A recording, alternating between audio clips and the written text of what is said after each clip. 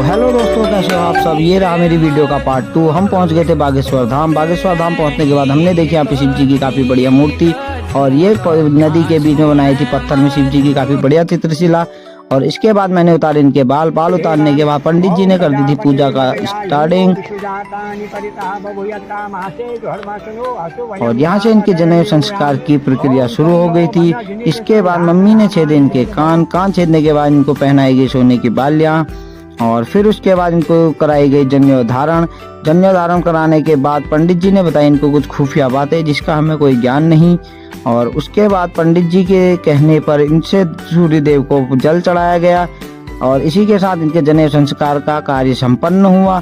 इसी के साथ मैंने खिंचाई इनके साथ फोटो खिंचाने के बाद हमने बनाई रील।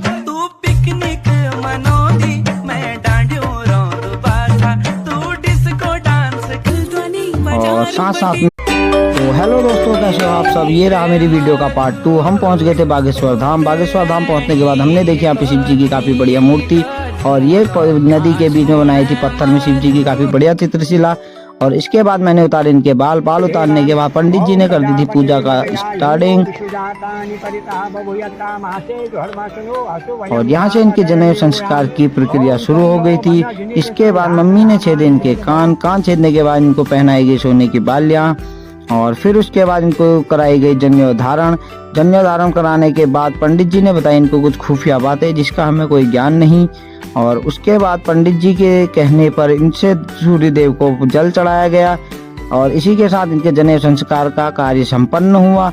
इसी के साथ मैंने खिंचाई इनके साथ फोटो खिंचाने के बाद हमने बनाई रील।